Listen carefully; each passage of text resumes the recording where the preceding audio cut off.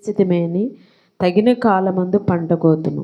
కాబట్టి మనకు సమయం దొరికిన కొలది అందరి ఎడల విశేషముగా విశ్వాస గృహమునకు చేరిన వారి ఎడలను మేలు చేయుదుము. దేవునికి స్తోత్రం. అందరూ బాగున్నారండి? అందరూ బాగుంటే గట్టిగా చప్పట్లు కొడుతూ దేవుని నామమును ఘనపరుద్దాం. దేవునికి స్తోత్రములు. బాగున్నామండి. దేవుని మహాకృపను బట్టి మరి ఘనత మహిమ దేవాది దేవునికే. మరి దేవుడు నిజంగా మరి గృహప్రవేశకోవటం ఇది మరి చక్కగా దేవాది దేవుడు మరి గృహప్రవేశకోవటాన్ని ఎంతగానో ఘనంగా జరిపిస్తున్నారు. అందరూ బట్టి దేవుని స్తోత్రం. మరి నిజంగా చూసినట్లయితే బిడలు చెప్పిన సాక్ష్యాలు వాస్తవమే. మరి దేవుడు వారి పట్ల మరి మంచి గృహాన్ని కట్టించడమే కాకుండా గృహంలో కావలసిన సమస్త సదుపాయాలు కూడా ప్రభువారు సిద్ధపరిచి మంచి ఆరోగ్యాలతో ఆశీర్వాదాలతో దేవాది దేవుడు గృహాన్ని నింపి ఉన్నారు. చాలా సంతోషం. మరి గృహప్రవేశకోవడం ఎప్పుడైతే మరి చేయలేకపోవటం ద్వారా పాప చాలా బలహీనతలు చాలా శోధనలు పడి ఉన్నారు బిడ్డలు. మరి ఇలా చేయాలయ్యా, మరి ఇలా గృహకూటం పెట్టాలని చెప్పినప్పుడు మరి వెంటనే తిరగడం అనేది గొప్ప విషయం. చాలామంది వెంటనే అంగీకరించరు. ఎక్కడి నుంచి వస్తాయి ఏంటి అలా చేస్తామని అనుకుంటారు. కానీ మరి రూబేన్ గారు వారి ఫ్యామిలీ కూడా మరి చక్కగా ఇలా కాదయ్యా ఇలా చేయాలి అనగానే వెంటనే దైవజనుల మాట విని మరి గృహప్రవేశ ఆరాధన అనేది చేయటం. మన సంవత్సరం అంతా ఎంత ఖర్చు పెడతాం మనం కదా, చాలా ఖర్చు పెడతాం సంవత్సరం అంతా. మరి మన ఫుడ్కే కానీ ఏదైనా చిన్న చిన్న బలహీనతలు వచ్చినా మరి ఎన్నో ఖర్చు పెడుతూ ఉండవు, ఎన్నో వాడుతుండవు.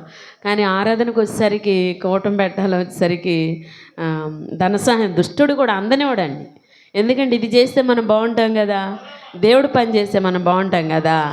ఆడు బాగోనివ్వకుండా చేయడానికి వాడు ప్లాను. ఆ సమయానికి డబ్బులు అందకపోవటము, అనారోగ్యాలు రావటము, వాతావరణం సహకరించకపోవటము, ఏదో ఒకటి ప్రాబ్లమ్స్ అనేది వస్తాయి, పెట్టేస్తాడు వాడు. దానివల్ల ఇక మనం వెనకపడిపోయామనుకో ఇక వాడు శాంత వెనక నెట్టేస్తూ ఉంటాడు, ముందుకు రానివాడు. అయినా సరే మనం ముందుకి కట్ల తెంచి ఆ ఏ శోధన ఉంది ఏ అభ్యంతరం ఉందో దాన్ని తెంచుకుని ముందు ఒక అడుగు ముందేస్తే దేవుడు అన్నాడు, మీరు ముందు అడిగేయండి, నేను వెనువెంట మీకు సూచక్రియల్ని అద్భుతాలని చేసుకుంటూ వస్తానన్నాడు. చప్పట్లు కొట్టండి. దేవునికి స్తోత్రం. Thank you. ఎస్, మరి రూబేన్ గారు వారి ఫ్యామిలీ కూడా మరి అలాగే చక్కగా చేస్తున్నారు. ఇందాక కూడా కుమార్తె చెప్పింది కదా సాక్ష్యం. మరి నిజంగా కీర్తన గారు రూబేన్ గారు కుమార్తె కూడా చాలా బలపరుస్తుందండి.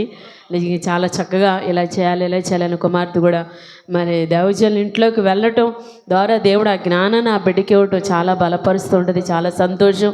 ఇంకా రూబేన్ గారి ఫ్యామిలీ బాగుండాలి, మరి అలా వరకు కుటుంబంలో సమృద్ధి ఉండాలని, మంచి ఆరోగ్యం ఉండాలని మరి అనుదిన ప్రార్థనలు వారి కుటుంబాన్ని జ్ఞాపకం చేసుకుంటారని కూడా నేను కోరుకున్నా. ఇక్కడ గలతీలు రాసిన పత్రికలో అపోస్తలుడైన పౌలు గారి ద్వారా పరిశుద్ధాత్మ దేవుడు మనతో మాట్లాడుతున్న మాటలు. మనము మేలు చేయట యందు విసుకక ఇందుము, మనము అలయక మేలు చేసితిమేని తగిన కాలమందు పంట కోస్తాము. అలాగే మేలు చేయటం అంటే ఏంటిది?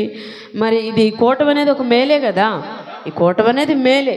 ఈ మేలు చేసేటప్పుడు అంట ఎలా ఉండాలంటే విసుక్కోకుండా చేయాలి. ఇప్పుడు ధనసాయం లేదు, మరి చాలా ఇబ్బందిగా ఉంది, చాలా కష్టంగా ఉంది, కానీ మేలు చేయాల్సిందే, ఇది మాత్రం జరిగించాల్సిందే. కానీ అంటున్నాడు ఇక్కడ పౌలు గారి ద్వారా దేవుడు అంటున్నాడు, ఒకవేళ అలసిపోయే స్థితి లేదంటే సొలిసిపోయే స్థితి, ఒక ఇబ్బందికరమైన పరిస్థితి ఉన్నా సరే దాంట్లో మీరు అలసిపోకుండా, అలయకుండా, సొలిసిపోకుండా, ఇబ్బంది పడకుండా మీరు మేలు కనుక చేశారనుకో తగిన కాలం అందు ఏం కోస్తారు?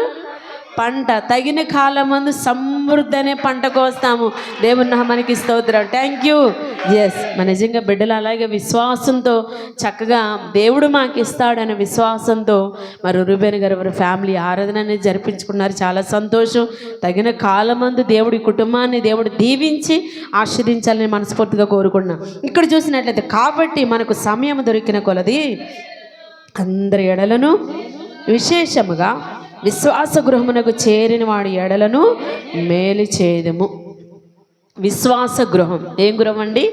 విశ్వాస గృహం. మరి రూబేన్ గారు మంచి విశ్వాస అన్నమాట కదా, మంచి విశ్వాస రూబేన్ గారు. వారి తల్లిదండ్రుల దగ్గర నుంచి కూడా ఎంతగానో మరి నాకు తెలిసిన దగ్గర నుంచి నేను బిడ్డలను చూస్తున్నాను. మరి నిజంగా ఎంతగానో మంచి విశ్వాసులు, మంచి ప్రార్థనాపరులు. మరి నిజంగా ఈ గ్రామానికి వచ్చినప్పుడు కూడా చాలా ప్రేమ చూపిస్తారు. మేము ఇక్కడికి వచ్చినప్పుడు కూడా దౌర్జన్యేంటి, మరి అట్లాగే ఇక్కడ ఉన్న విశ్వాసులు ఏంటి చాలా ప్రేమ కలిగి ఉంటారు. మరి కొత్తపూడి సంఘం అంటే కూడా నాకు చాలా ఇష్టం అండి.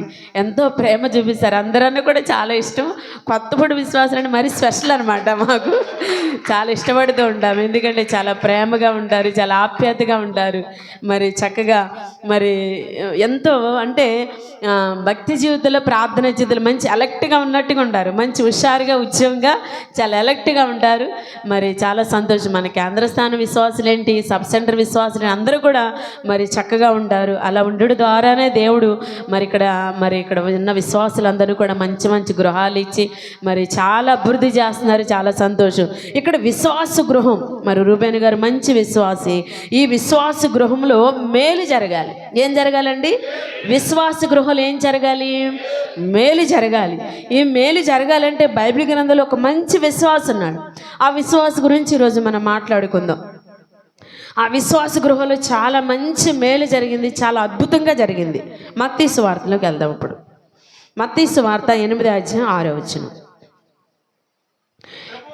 ప్రభువా, నా దాసుడు పక్షవాయుతో మిగుల బాధపడుచు ఇంటిలో పడి ఉన్నాడని చెప్పి ఆయనను వేడుకొనెను. విశ్వాస గృహంలో మేలు జరగాలి అంటే ఇక్కడ చూసినట్లయితే ఒక శతాధిపతి, ఎవరండి? శతాధిపతి అంటే 100 మందికి పైనున్న నాయకుడు, అధికారి అనమాట. 100 మందికి పైనున్న నాయకుడు, అధికారి.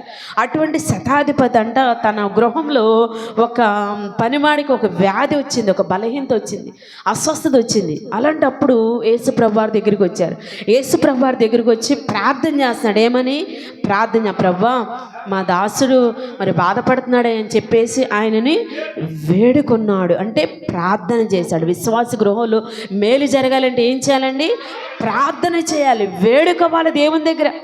ప్రార్థన వల్లే కానీ మరి దేని వల్ల ఏది కూడా మనము సాధించలేమండి. అనుకుంటారు చాలామంది కూడా, నా మనసులో దేవుడు తెలియదు అంటే, దేవుడు తెలుసు. నీ మనసులో దేవుడు తెలుసు, టక్కని ఇచ్చేసాడు అనుకో, దాని విలువ నీకు ఎలా తెలుస్తుందా? దాని వాల్యూ నీకు తెలియదు. అందుకే నువ్వు దానికోసం కొద్ది ప్రయాసపడాలి, కష్టపడాలి, కన్నీరు కార్చాలి, మోకరించాలి, ఉపవాసం చేయాలి. దానికోసం నువ్వు ప్రయాసపడితే అది నీకు వచ్చినప్పుడు దాన్ని జాగ్రత్తగా చూసుకుంటావు. ఎందుకంటే ప్రయాసపడున్నావు కదా, దానికోసం కష్టపడున్నావు కదా, దాని విలువ నీకు తెలుస్తుంది. అందుకంటున్నాడు విశ్వాస గృహంలో మేలు జరగాలంటే ఖచ్చితంగా ఎవరైనా, ఎలాంటి వారైనా, ఎంత గొప్పవాళ్ళైనా, ఎంత చిన్నవాళ్ళైనా సరే ఖచ్చితంగా మోకరించి ప్రార్థన చేయాల్సిందే. దేవుని దగ్గర వేడుకోవలసిందే, విజ్ఞాపన చేయాల్సిందే. విజ్ఞాపన చేసే మనసు, ప్రార్థన చేసే మనసు ఉంటే విశ్వాస గృహంలో ఏం జరుగుద్ది? మేలు జరుగుద్ది. అదే చూసినట్లయితే 8వ అధ్యాయం 8వ వచనం చూద్దాం. ఆ శతాధిపతి, ప్రభువా, నీవు నా ఇంట్లోనికి వచ్చినకు నేను పాత్రుడను కానయ్య. చాలండి. ఇక్కడ చూసినట్లయితే విశ్వాస గృహంలో మేలు జరగాలంటే తగ్గింపు ఉండాలి. ఏముండాలండి? తగ్గింపు. దేవుడు మనకి ఎంత ఇచ్చినా సరే, ఎంత దీవెనిచ్చినా, ఎంత ఆశీర్వదించినా, ఎంత గొప్ప స్థితి ఉన్నా, లేదంటే ఎన్ని కష్టాలున్నా సరే, కష్టాలు, బాధలు, సమస్యలు, ఇబ్బందులు, లేదంటే సంతోషాలు, ఆనందాలు శాశ్వతం కాదు. శాశ్వతం దేవుడేనండి. అది నేను ఖచ్చితంగా చెప్పగలను. శాశ్వతమైన ప్రేమతో నేను నిన్ను ప్రేమించుచున్నాను కనుక విడువక నీ ఎడల నేను కృప చూపిస్తున్నాను అన్నాడు. దేవునికి స్తోత్రం. Thank you. ఎస్, ఈ లోకంలో ఉన్నది ఏదో బాధలు శాశ్వతం కాదు. అలానే ఇవాళ సంతోషం వచ్చిందని పొంగి పొర్లు పోవటం శాశ్వతం కాదు. కానీ శాశ్వతమైనది మాత్రం దేవుడే. ఆ శాశ్వతమైన దేవుని దగ్గర మనం ఎలా ఉండాలి? చాలా తగ్గింపు. ఎలా ఉండాలండి? చాలా తగ్గింపు. అబ్రహాం ఎలా తగ్గించుకున్నాడు? అయ్యా, నేను దుమ్మనయ్యా, దూడనయ్యా, మాట్లాడటానికి కూడా నేను సరిపోను. అలాగే బైబిల్ గ్రంథంలో పిచ్చాపాటిగా మాట్లాడాడు. ఎవరు? ఏబు భక్తుడు. అబ్రహామేమో మాట్లాడటానికి కూడా సరిపోనయ్యని తగ్గించుకుని, అబ్రహామేమో ఎంత గొప్ప కోటేశ్వరుడు అయ్యాడండి, ఎంత గొప్ప దీవించబడ్డాడు. ఏమీ లేని స్థితిలో ఉన్న అబ్రహాముని నిజంగా చూసినట్లయితే అబ్రహాము వెండి, బంగారం, పశువులు కలిగి బహుధనవంతుడయ్యాడు. తగ్గించుకుని ఉండడు ద్వారా చప్పట్లు కొడతా. దేవునికి స్తోత్రం. Thank you. ఎస్, మాటికి మాటికి సమాధానం చెప్పుకుంటూ వెళ్ళిన ఏబు భక్తుడేమో ఎక్కడికి వెళ్ళాడు? పెంట కుప్ప మీదకి వెళ్ళాడు. అలాగే చూసినట్లయితే విశ్వాస గృహంలో మేలు జరగాలంటే ఖచ్చితంగా మనం ఎలా ఉండాలి? చాలా తగ్గింపుగా ఉండాలి. దేవుని సన్నిధికి వెళ్ళినా, అలాగే ఎవరితో మాట్లాడినా, ఏదైనా సరే పైకి కాదు కానీ హృదయంలో నుంచి, మనసులో నుంచి తగ్గింపు కలిగి మనం, తగ్గింపు మాటలు కలిగి మనం జీవిస్తే విశ్వాస గృహంలో దేవుడు మనకి మేలు చేస్తాడు. అలాగే చూసినట్లయితే అదే 8వ వచనంలోనే 8వ అధ్యాయం 8వ వచనంలోనే ఏమంటున్నాడండి? ఆ శతాధిపతి, ప్రభువా, నీవు నా ఇంట్లోనికి వచ్చిన నేను పాత్రుడను కాను, మాట మాత్రం సెలవిస్తే నా దాసుడు స్వస్థపరచబడతాడు. అంటే తగ్గింపు కనబడుతుంది ఆ మాటలో. రెండో మాట ఏమో నమ్మిక కనబడుతుంది. అంటే నువ్వు మాట చెప్తే చాలు బాగుపడతానంటే ఏంటి? నమ్మకం, దేవుని మీద నమ్మకం, విశ్వాసం. అలాగే చూసినట్లయితే విశ్వాస గృహంలో మేలు జరగాలంటే నమ్మకత్వం అనేది ఉండాలి, విశ్వాసం దేవుడి మీద ఉండాలి. ఈ కూటమి పెడుతున్నాం, అమ్మో అంత అయిపోద్ది ఇంత అయిపోద్దని కాదు, దీని ద్వారా నాకు మేలు జరుగుద్ది అంతే. నమ్మాలి, విశ్వసించాలి, ఆ నమ్మకం ఉండాలి. దేవుడు నాకు ఈ మేలు చేస్తాడు, దేవుడు నాకు ఈ బాధ తీసేస్తాడు, దేవుడు నాకు ఈ కష్టం తీసేస్తాడు, దేవుడు నాకు ఈ శ్రమ తీసేస్తాడు, దేవుడు నాకు ఉద్యోగం ఇస్తాడు, దేవుడు నాకు వ్యాపారం ఇస్తాడు, దేవుడు నాకు పని ఇస్తాడు. ఎందుకంటే మనం నమ్మకంగా దేవుళ్ళో జీవిస్తున్నప్పుడు మనము కూడా నిజంగా దేవుడు ఖచ్చితంగా మేలు చేస్తాడని నమ్మి మనం ప్రార్థించాలి, నమ్మకం కలిగి జీవించాలి. అందుకే చూసినట్లయితే మన నిజంగా విశ్వాస సహితమైన ప్రార్థన ఆ రోగిని స్వస్థపడుతుంది. అంటే నమ్మకం కలిగి ప్రార్థన చేస్తే ఏం జరుగుద్ది? స్వస్థత కార్యం జరుగుద్ది. చప్పట్లు కొట్టండి, దేవునికి స్తోత్రం. Thank you. ఎస్, విశ్వాస గృహంలో మేలు జరగాలంటే ఖచ్చితంగా నమ్మకం ఉండాలి. దేవుని మీద, దైవజనుల మీద, సంఘం మీద నమ్మకం, విశ్వాసం కలిగి జీవిస్తే ఖచ్చితంగా దేవుడు మనకి మేలు చేస్తాడు. అదే 8వ వచనంలోనే అదే కంటిన్యూ చేయండి. అదే ఏమంటున్నాడండి? నేను కూడా అధికారమునకు లోబడిన వాడను, నా చేతి కింద సైనికులున్నారు. నేను ఒకని పొమ్మంటే పోను, ఒకరిని రమ్మంటే వచ్చును. చాలండి. ఇక్కడ చూసినట్లయితే దాసుడు పట్ల ప్రేమ కలిగి ఉన్నాడు అని అంటే అతనిలో పక్షపాతం ఉందా? దాసులంటే కొంచెం పనివారంటే చాలా చులకనగానే చూస్తారు కదా. కానీ అధికారంలో ఉన్న అతను కూడా ఏమన్నా తేడా చూపించాడా? ఏమన్నా పక్షపాతం చూపించాడా? ఎటువంటి పక్షపాతం లేనివాడి గనుక దేవుడు అంటే అతను చూసే చాలా ఆశ్చర్యపడిపోయాడు. అసలు ఇదేంటి? కుటుంబ సభ్యుల కోసమే, కుటుంబంలో ఎవరికి ఏదైనా శోధన వస్తేనే పట్టించుకునే వాళ్ళు ఉంటారు చాలామంది. అలాంటిది ఒక దాసుడు ఇంట్లో పడి ఉన్నాడు, దాసుడు అనారోగ్యంతో పడి ఉన్నాడంటే ఆ యొక్క యజమానికి ఎంత ఇంట్రెస్ట్ అండి.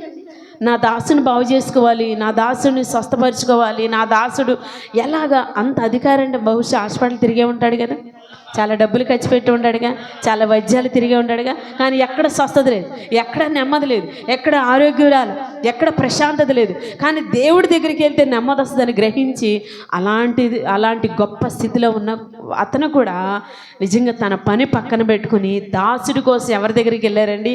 ప్రభు దగ్గరికి వెళ్ళి ప్రార్థన చేశాడు, తగ్గించుకున్నాడు, నమ్మకం కలిగి ఉన్నాడు, పక్షపాతం లేకోకుండా విశ్వాసంగా దేవుణ్ణి అడిగాడు. చప్పట్లు కొట్టండి, దేవునికి స్తోత్రం. Thank you. ఎస్, విశ్వాస గృహంలో మేలు జరగాలంటే ఎటువంటి పక్షపాతం, ఎటువంటి భేదాభిప్రాయాలు ఉండకూడదు. తన మన లేదంటే మరి ఇంకొక ఫీలింగ్స్ అనేది, ఎటువంటి ఫీలింగ్స్ లేకుండా పక్షపాతం లేని వారిగా ఉన్నప్పుడు విశ్వాస గృహంలో మేలు జరుగుద్ది. అలాగే లోకాసు వార్త 7వ అధ్యాయం 5వ వచనం, లోకాసు వార్త 7వ అధ్యాయం 5వ వచనంలో అతడు మన జనులను ప్రేమించేవాడని వ్రాయబడి ఉన్నది. అతడు మన జనులను ప్రేమించేవాడు అని అతనికి సహాయం చేయాలి శిష్యులు ప్రభువారిని వేడుకుంటారు. ఇదే వాక్యం అక్కడ ఉందన్నమాట. ఇక్కడ మరొక మాట ఏమంటున్నాడంటే ఆయనలో ఉన్న గుణ లక్షణం, అంటే శతాధిపతిలో ఆ ఇంట్లో మేలు జరగడానికి అతనిలో ఉన్న గుణ లక్షణాలు నేను మీకు చెప్తున్నా. అలాగే ప్రతి ఇంట్లో మేలు జరగాలంటే శతాధిపతిలో ఉన్న గుణ లక్షణాలు మనం కలిగి జీవిస్తే ఆ ఇంట్లో ఎలా మేలు జరిగిందో మన గృహాల్లో కూడా అలాగే మేలు జరుగుతుంది. నమ్మిన వారు చెప్పండి కొడదాం, దేవునికి స్తోత్రం. Thank you. ఎస్, అతనిలో ఉన్న గుణ లక్షణం ఏంటంటే ప్రేమ కలిగిన వాడంట. ఎవరిని ప్రేమించాడంటే మన జనులను ప్రేమించాడు. ఎవరి జనులని? మన జనులు. అంటే మన జనులు ఎవరు? దేవుని బిడ్డలు, మన సంఘం కదా, వీళ్ళందరూ మన జనులు, మన సొంత బిడ్డలు. అలాగే చూసినట్టయితే క్రైస్తవ్యం ఒక కుటుంబం, క్రీస్తు సైన్య సహవాసం ఒక కుటుంబం. నమ్మిన వారు చప్పట్లు కొట్టండి. దేవుని నామానికి స్తోత్రం. Thank you. ఎస్, క్రైస్తవం ఒక కుటుంబం అయితే క్రీస్తు సైన్య సహవాసం కూడా ఒక కుటుంబం, ఒక ఫ్యామిలీ. ఈ ఫ్యామిలీలో కుటుంబంలో రకరకాలుగా ఉంటారు. 5 ఏళ్ళు ఉంటే 5 ఏళ్ళు ఒకలాగా ఉంటాయా? ఉండవు కదా. సమానంగా చెక్కేస్తావా? చెక్కలేం కదా. అలాగే చూసినట్లయితే నిజంగా ఈ ఫ్యామిలీలో ఒక కుటుంబంలో ఏదైనా ప్రాబ్లమ్స్ వచ్చినా కుటుంబంలోనే మన ప్రాబ్లమ్స్ని మాట్లాడుకోవాలి, కుటుంబంలో తర్కించుకోవాలి. అలాగే కుటుంబంలో వచ్చిన ప్రాబ్లమ్స్ని చక్కగా సంభాషించుకుని ఆ ప్రాబ్లం విషయంలో మేలు కలిగే రీతిగా ప్రవర్తించాలి, ప్రార్థన చేయాలి. అలాగే క్రైస్తవ ఫ్యామిలీలో మన కుటుంబంలో సహవాసంలో సంఘంలో కూడా ఎవరికైనా ఏదైనా ప్రాబ్లం వచ్చినా సరే చెదిరించుకోవడం, అసహించుకోవడం, లేదంటే ఎక్కిరించడం, నిందించడం అలా కాదండి. అలా చెప్పాడా దేవుడు? అలా చేయమని చెప్పాడా? అతనికి అంత గొప్ప మేలు జరగడానికి, అంత స్వస్థత కార్యం జరగడానికి ఏం చేశాడంటే తన జనులను ప్రేమించాడు, దేవుని బిడ్డలను ప్రేమించాడు. ప్రేమించి వారి కొరకు విజ్ఞాపన చేశాడు. ధనవంతులు కనుక వారి కొరకు ధనాన్ని వెచ్చించి నిజంగా తన జనులను ప్రేమించాడంటే ప్రేమించే విధానంలో ప్రార్థన చేయొచ్చు, ప్రేమించే విధానంలో ధనసహ హెల్ప్ చేయొచ్చు, ప్రేమించే విధానంలో అన్నం పెట్టవచ్చు, ప్రేమించే విధానంలో వారి కొరకు భరోసాగా నిలబడవచ్చు. ఇవన్నీ ప్రేమించే విధానమే కదా. తను ఏ విధానంలో నిలబడ్డాడంటే గొప్పవాడు కనుక వారికి ప్రేమించి వారికి ఏదైనా హెల్ప్ చేసి ఉంటాడు. మన జనులను ప్రేమించడని ఎవరు సాక్ష్యం చెప్పారు ఆయన గురించి? ప్రభు శిష్యులండి. ఆ వాక్యం చదవలేదా? ఎవరు సాక్ష్యం చెప్పారండి? దైవజనులు చెప్పారు. అయ్యా ప్రభువా, ఇతని కార్యం అడుగుతున్నాడు, ఇతను మంచివాడయ్యా, మన విశ్వాసుల్ని, మన సంఘాన్ని, మన దైవజనులు ప్రేమించేవాడయ్యా, అతనికి కార్యం చేయని దైవజనులు మధ్యలో నిలబడి ప్రభువారికి చెప్పారండి. చప్పట్లు కొట్టండి. దేవునికి స్తోత్రం. Thank you. ఎస్, అలాగే చూసినట్లయితే మరి దేవుని బిడ్డలైన మనం ఒకరినొకరు ప్రేమ కలిగి ఉండాలి. ఒకరినొకరు గౌరవించుకుంటూ, ప్రేమించుకుంటూ, ఘనపరుచుకుంటూ, ఒకరినొకరు మరి నిజంగా సంభాషించుకుంటూ, ఒకరికొకరు విజ్ఞాపన చేస్తూ, ఒకరినొకరు బలపరుచుకుంటూ, ఒకరినొకరు ధైర్యం చెప్పుకుంటూ, ఒకరినొకరు పురుకొల్పుకుంటూ, ఒకరికొరకు ఒకరు నిలబడినప్పుడు అప్పుడు మనం దేవుని జనులను ప్రేమించినట్టే. ఆ జనులను ప్రేమిస్తే ఎవరిని ప్రేమించినట్టు? ఆయనను ప్రేమించినట్టు. నమ్మిన వారు చప్పట్లు కొట్టండి. దేవునికి స్తోత్రం. Thank you.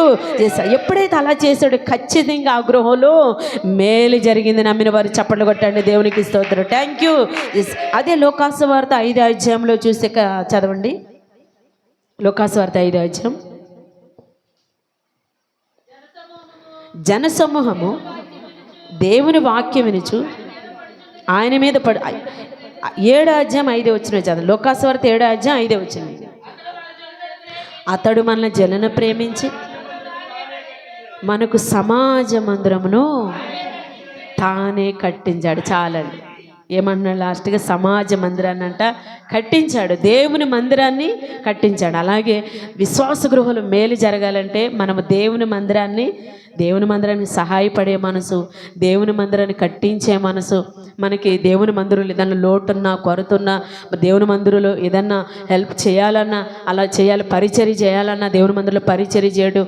బైబిల్ గ్రంథంలో చూసినట్లయితే హిజ్కియా గారు రాజు అయిన తర్వాత మొట్టమొదటిగా ఏం చేశాడండి? హిజ్కియా గారు రాజు అయిన తర్వాత ఫస్ట్ దేవుని మందిరంలోకి వెళ్ళంటే ఆ తలుపులు బాగు చేశాడు. రాజుగారు ఏం చేశాడండి? దేవుని మందిరంలోకి వెళ్ళిన తర్వాత తలుపులు బాగు చేసి మందిరాన్ని కట్టించాడు, మందిరాన్ని బాగు చేశాడు, దైవజనుల్ని అక్కడ చేశాడు. ఎప్పుడైతే అలా చేయటం ద్వారా దేవుని మందిరంలో ఆ రీతిగా పరిచర్య చేయటం ద్వారా దేవుని మందిరాన్ని కట్టించడం ద్వారా హిజ్కియా గారిని దేవుడు ఎంత దీవించాడండి? చాలా గొప్పగా దీవించాడు. చప్పట్లు కొడదాం. దేవునికి స్తోత్రం. Thank you. ఎస్, ఇక్కడ అంటున్నాడు విశ్వాస గృహంలో మనకి మేలు. ఎందుకంటే ప్రతి విశ్వాస గృహంలో మేలు జరగడం అనేది విశ్వాసులే విశ్వాసం కాదు, దైవజనులకి విశ్వాసం లేదా? విశ్వాసం అనేది విశ్వాసులకే కాదు, విశ్వాసం లేకుండా కార్యం జరుగుద్దా? చెప్పండి. కార్యం జరగదు. విశ్వాసం అనేది విశ్వాసులకి ఉండాలి, దైవజనులకు కూడా విశ్వాసం ఉండాలి. ప్రతి ఒక్కరు కూడా విశ్వాసులే. దేవుల్లో ప్రతి ఒక్కరు విశ్వాసే. నమ్మిన వారు చప్పట్లు కొట్టండి. దేవునికి స్తోత్రం. Thank you. ఈ విశ్వాసం ఉంటేనే మనకి మేలు జరుగుద్దండి. ఎవరికైనా విశ్వాసం లేకుండా దేవునికి ఇష్టడై ఉండుట అసాధ్యము. అంటే విశ్వాసం లేకపోతే నేను దేవుడికి నచ్చానండి, ఇష్టడని అని చెప్పుకోవడం కూడా అసలు మేలు జరగదు. ఈ విశ్వాసంలో ఏమంటున్నాడంటే లాస్ట్గా దేవుని మందిరాన్ని కట్టించే మనసు, దేవుని మందిరాన్ని కట్టే మనసు. అలాగే చూసిన కొంతమంది గుండె చెదిరిపోద్ది కదా, సమస్యలు ఏదన్నా శోధనలు వచ్చినప్పుడు బెంబేలు ఎత్తిపోతారు. బెదిరిపోతారు, గుండె చెదిరిపోతుంది. ఏంటా ఈ ప్రాబ్లమ్స్ ఇలా వచ్చింది ఏంటా అని చాలా టెన్షన్ ఫీల్ అవుతుంటారు. అలాంటప్పుడు మనం ఏం చెప్పాలి వాళ్ళకి? గుండె చెదిరిన వారిని ఇంకా గుండె చెదిరి కొట్టమని ఉందా? గుండె చెదిరి పాడైపోయి నశించిపోయే వారి కొరకు మనం ఏం చేయాలి? వారి హృదయాన్ని కట్టాలి, వారి హృదయాన్ని బలపరచాలి, వారి హృదయాలకి ధైర్యపు మాటలు చెప్పాలి. దేవుని మందిరానికి హెల్ప్ చేయటం శారీరకమైనదైతే, ఆత్మీయంగా ప్రతి హృదయము కూడా ఆయన మందిరమే కదా. ప్రతి హృదయం ఆయన మందిరమే. ప్రతి హృదయాన్ని కూడా మనం బలపరచాలి. ప్రతి హృదయంలో ఉన్న నిజంగా వ్యాధులు తీసివేసినట్టుగా మన మాట తీరు ఉన్నప్పుడు ఒక హృదయాన్ని నువ్వు కట్టగలిగితే నిజంగా దేవాది దేవుడు నీ గృహంలో నా గృహంలో మేలు చేస్తాడు. నమ్మిన వారు చప్పట్లు కొట్టండి. దేవునికి స్తోత్రం. Thank you Jesus. లాస్ట్గా అన్నాడు అదే లోకాసు వార్త 7:5 నిజంగా దాతృత్వం కలిగిన మనసు, యోగ్యమైన మనసు. మందిరాన్ని హెల్ప్ చేశాడంటే ఎంత దాతృత్వం ఉండే చేస్తాడు చెప్పండి, అవునా కాదా? మందిరాన్ని కట్టించాడంటే ఎంత దాతృత్వం, దేవునికి ఇచ్చే మనసు. అలాగే ప్రతి గృహంలో మనకి మేలు జరగాలి, దేవుడిచ్చిన గృహాల్లో మనకి మంచి కార్యాలు జరగాలంటే దేవునికి ఇచ్చే విషయంలో కానీ దేవుని మందిరాన్ని హెల్ప్ చేసే విషయంలో కానీ దాతృత్వం కలిగి మనసు. దశం భాగాలు, మృక్కుబళ్ళు, ప్రథమ ఫలాలు, అలాగే మనం అనుకున్న మృక్కుబళ్ళు, గుప్పులు, దేవునికి ఇచ్చే ప్రతి గుప్పులు కూడా దాతృత్వంగా వెనక లాక్కోకుండా దాతృత్వంగా మనం చేసినప్పుడు, ధారాళంగా చేసినప్పుడు దేవుడు ఏమన్నాడండి? నిజంగా దేవుని మందిరంలో నిజంగా ఒక వంతు దేవునికి ఇస్తానంటే దేవుడు మనకి ఎన్ని వంతులు ఇస్తాడు? 6 వంతులు ఇస్తాడు. నమ్మిన వారు చప్పట్లు కొట్టండి. దేవునికి స్తోత్రం. Thank you. 6 వంతుల ఆశీర్వాదం. దేవుని దగ్గర మనం ఇచ్చే గుప్పులు చిన్నదే, కానీ దేవుడు అంటే ఆకాశ వాకులు తిప్పుతాడు. ఎంత తిప్పుతాడండి? ఆకాశ వాకులు. నిజంగా క్రీస్తు సైన్య సహవాసంలో మొట్టమొదటిగా చూస్తే మనందరం కూడా పేదవాళ్ళం కదా. మనందరికీ నిజంగా చెప్పాలంటే ఏమీ లేదు. చిన్న చిన్న గృహాలు, కొంతమంది అద్దెల గృహాలు, చాలా పేద స్థితి, సరైన తిండి లేక, సరైన వస్త్రాలు లేక, సరైన చెప్పులు లేక, సరైన నివాసాలు లేక ఎంత బాధపడ్డామండి. ఎప్పుడైతే దైవజనులు చెప్పిన వాక్యాలు విని మనం బైబిల్ గ్రంథంలో వాక్యాలు చదువుకుంటూ ప్రార్థన చేసినప్పుడు దేవుడు కొన్ని మనకి కళలో దర్శనాలు చెప్పడం ద్వారా ఆ వాక్యాలని తెలుసుకుని మనము దేవునికి చేయాల్సిన గుప్పులు మనం కరెక్ట్గా చేయడం ద్వారా ఈరోజు నిజంగా అందరినీ ధనికులుగానే తీర్చిదిద్దాడండి. చప్పట్లు కొట్టండి. దేవునికి స్తోత్రం. Thank you Jesus. నిజంగా రూబేన్ గారు మన ఫ్యామిలీ కూడా చాలా పేదరికంగా, వాళ్ళ అమ్మగారు ఉన్నప్పటి నుంచి నేను చూస్తున్నాను. పాపం చాలా చిన్న ఇంట్లో చాలా పేదరికంగా ఉన్న పరిస్థితి. లేయా గారు భలే చెప్తారండి ఆ సాక్ష్యం మాత్రం. వాళ్ళ అమ్మగారు ఉన్నప్పటి నుంచి చెప్తుంటారు సాక్ష్యం, అప్పుడప్పుడు వింటుంటాము. మీకు చాలా పేద స్థితి అనమాట. అలాంటి స్థితిలో ఉన్నా సరే విశ్వాసంగా ఆ రీతిగా నిలబడడం ద్వారా, దేవుని ఇవ్వాల్సిన గుప్పులు దేవునికి ఇచ్చడం ద్వారా ఈరోజు నిజంగా వారి బిడ్డల్ని, ఆ రోజున నిజంగా రాజకుమారి గారు అనుకుంటు కదండి, గారి పేరు రాజకుమారి గారు, నిజంగా ఆ రీతిగా ఆ వయసులో ఆ రీతిగా చేయడం ద్వారా ఈ రోజున వాళ్ళ బిడ్డలకైనా తక్కువ చేశారా? వాళ్ళ బిడ్డలకి ఏమీ తక్కువ చేయకుండా మనవాళ్ళకి మనవరాళ్ళకి మంచి మంచి గృహాలు, దీవెనలు, ఆశీర్వాదాలు, మేలులు, సమృద్ధి దేవుడు కలిగజేశాడండి. దేవుని నామానికి స్తోత్రం. Thank you Jesus. దాతృత్వం కలిగిన మనసు మనం కలిగి ఉంటే దేవుడు మనకి మేలు చేస్తాడు. ఇక్కడ మేలు జరిగిందా? ఇప్పుడు శతాధిపతి గృహాలు అంటే 8 మత్తయి సువార్త 8 ఒక్క మాట చెప్పేసి ముగిచ్చేస్తాను. 8:13 చూద్దాం. ఇప్పుడు అంతటి యేసు ఇక వెళ్ళిము, నీవు విశ్వసించిన ప్రకారము నీకు అవునుగాకని శతాధిపతితో చెప్పాను. ఆ గడిలోని అతని దాసుడు స్వస్థత నొందెను. దేవునికి స్తోత్రం. Thank you. ఎస్. ఎప్పుడైతే ఈ శతాధిపతి ఇదిగో ఈ రీతిగా ప్రవర్తించాడు ద్వారా దేవుడు నిజంగా ఎంత గొప్ప మేలు చేశాడు. ఎలా ప్రవర్తించాడు? ప్రార్థన చేశాడు ఫస్ట్. 2వది తగ్గింపు కలిగి ఉన్నాడు. 3వది నమ్మకం కలిగి జీవించాడు. 4వది ఎటువంటి పక్షపాతం లేకుండా జీవించాడు. 5వది ప్రేమ కలిగిన వాడు. 6వది ఆత్మీయత, దేవుని మందిరాన్ని కట్టించి ఆత్మీయస్థితి కలిగిన వాడు. నిజంగా 7వది యోగ్యమైన మనసు, దాతృత్వం కలిగిన మనసు కలిగి ఉన్నాడు. ఈ 7 విషయాల్లో జాగ్రత్తగా ఉన్నాడు కాబట్టి లాస్ట్లో ఏం జరిగింది? మేలు జరిగిందా లేదా? వెంటనే ఆ గడిలోనే, ఎప్పుడైతే 7 విషయాలు జాగ్రత్తగా ఉన్నాడో ఆ గడిలోనే అతని దాసుడు స్వస్థత కార్యం పొందుకున్నాడు. దేవునికి స్తోత్రం. Thank you. ఎస్. విశ్వాస గృహంలో మేలు జరగాలంటే ఇదిగో ఈ రీతిగా ఉండాలి. ఈ రీతిగా ఉండి దేవుని నామాన్ని గణపరిచినప్పుడు ప్రార్థన విజ్ఞాపన యాచనల చేత దేవుని సన్నిధికి వెళుతూ దైవజనులను ప్రేమిస్తూ పరిశుద్ధమైన జీవితాన్ని మనం జీవించినప్పుడు దేవాది దేవుడు మన పట్ల విశ్వాసుల గృహాల్లో కానీ సేవకుల గృహాల్లో కానీ అందరూ మనుషులమే కనుక ప్రతి ఒక్కరికి విశ్వాసం ఉండాలి. ప్రతి ఒక్కరు విశ్వాసం కలిగి జీవిస్తే ప్రతి ఒక్క గృహంలో అద్భుతాలు ఆశ్చర్యకారులు మేలులు జరిపిస్తారు. రూబేన్ గారికి వారి ఫ్యామిలీకి ఇంకా దేవుడు మహా అద్భుతాలు చేస్తూ దేవుని నామంలో ఇంకా బహుబలంగా బిడ్డలు నిలబడాలని కోరుకుంటూ ఈ చిన్న మాటలు చెప్పు ముగిస్తున్నా. మీ అందరికీ నా హృదయపూర్వక వందనాలు.